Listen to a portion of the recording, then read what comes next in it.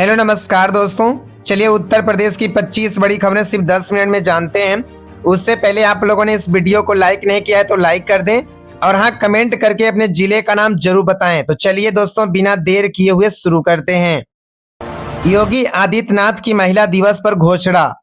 अंतर्राष्ट्रीय महिला दिवस के मौके पर उत्तर प्रदेश सरकार ने बेटियों के लिए नई आर्थिक सहायता योजना की घोषणा की। इस योजना के तहत बेटी के जन्म से लेकर ग्रेजुएशन तक कुल लगभग 25,000 रुपए तक की सहायता देने का लक्ष्य रखा गया है, ताकि शिक्षा और सशक्तिकरण को बढ़ावा मिले। पेट्रोल डीजल की कीमतों में बदलाव। उत्तर प्रदेश के कई शहरों में पेट्रोल और डीजल की कीमतों में मामूली बदलाव देखा गया है। कुछ जिलों में तेल की कीमतें थोड़ी कम हुई है, जिससे वाहन चालकों को हल्की राहत मिली है। मौसम विभाग का बारिश और आंधी का अलर्ट। भारतीय मौसम विभाग ने बताया कि पश्चिमी विक्षोभ के कारण उत्तर प्रदेश के कई हिस्सों में हल्की बारिश और तेज हवा चल सकती है। इससे तापमान में थोड़ी गिरावट आने की संभावना है। केशव प्रसाद मौर्य के हेलीकॉप्टर की इमरजेंसी लैंडिंग। उत्तर प्रदेश के उप मुख्यमंत्री केशव प्रसाद मौर्य के हेलीकॉप्टर में तकनीकी खराबी आ गई थी, जिसके कारण लखनऊ एयरपोर्ट पर आपातकालीन लैंडिंग करानी पड़ी। हालांकि सभी लोग सुरक्षित बताए गए। मतदाता सूची में नाम जोड़ने के लाखों आवेदन।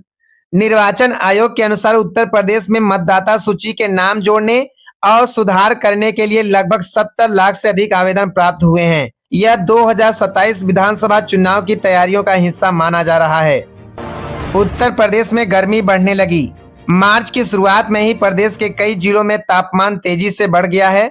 लखनऊ, कानपुर और प्रयागराज जैसे शहरों में तापमान 35 से 36 डिग्री सेल्सियस के आसपास दर्ज किया गया, जिससे लोगों को समय से पहले गर्मी का एहसास होने लगा है। कानपुर में चोरी की कोशिश। कानपुर में एक निर्माणाधीन मकान में चोरी करने घुसे चोरों को लोगों ने देख लिया। भागने के दौरान एक चोर छत से कूद गया और घायल हो गया, जबकि बाकी साथी फरार हो गए।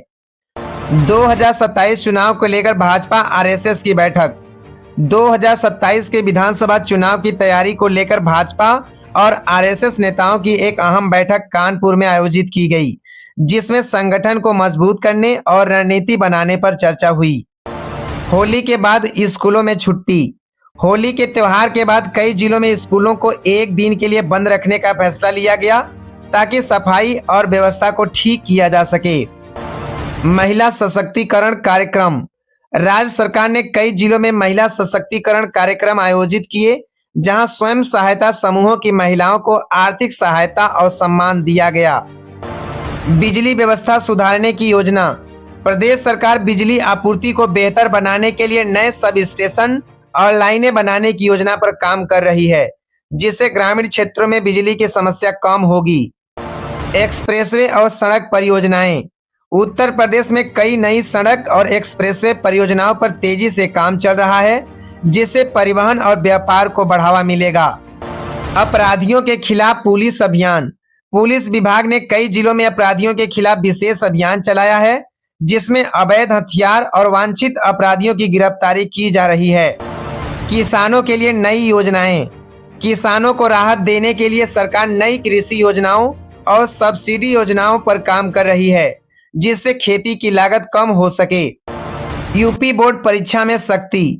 उत्तर प्रदेश बोर्ड की परीक्षाओं के दौरान नकल रोकने के लिए कड़े इंतजाम किए गए हैं। कई परीक्षा केंद्रों पर सीसीटीवी कैमरे लगाए गए हैं। अवैध खनन के खिलाफ कार्रवाई। राज्य सरकार ने कई जिलों में अवैध खनन के खिलाफ सख्त कार्रवाई शुरू की है और कई वाहनों को जब्त किया गया है। पर्यटन विकास कार्य। वाराणसी, अयोध्या और कानपुर जैसे धार्मिक शहरों में पर्यटन सुविधाओं को बढ़ाने के लिए बड़े विकास कार्य किए जा रहे हैं। निवेश बढ़ाने की कोशिश।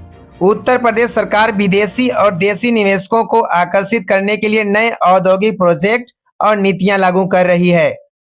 ट्रैफिक सुधार योजनाएं। लखनऊ, नोएडा और कानपुर जैसे बड़े शहरों में ट्रैफिक जाम कम करने के लिए नई ट्रैफिक योजनाएं लागू की जा रही है। स्वास्थ्य सेवाओं में सुधार। राज्य के सरकारी अस्पतालों में नई मशीनें और सुविधाएं जोड़ी जा रही हैं, जिससे मरीजों को बेहतर इलाज मिल सके। नए मेडिकल कॉलेज।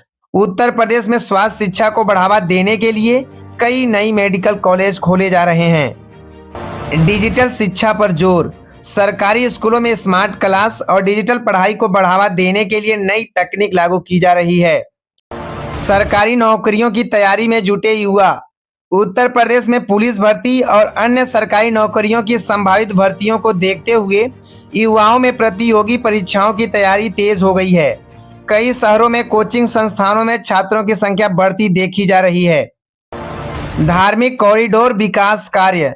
अयोध्या और वाराणसी में धार्मिक पर्यटन को बढ़ावा देने के लिए बड़े कॉरिडोर और बुनियादी ढांचे का विकास किया जा रहा है।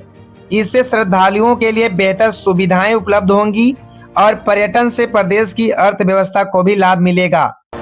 अवैध खनन के खिलाफ कार्रवाई।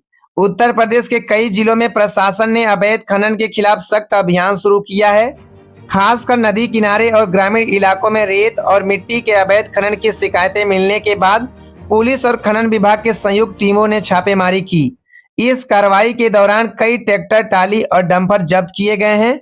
अधिकारियों ने चेतावनी दी है कि अवैध खनन करने वालों के खिलाफ जुर्माना और कानूनी कार्रवाई की जाएगी। अवैध शराब पर छापेमारी। कई जिलों में पुलिस और आबकारी विभाग ने अवैध शराब बनाने वालों के खिलाफ छापेमारी की है।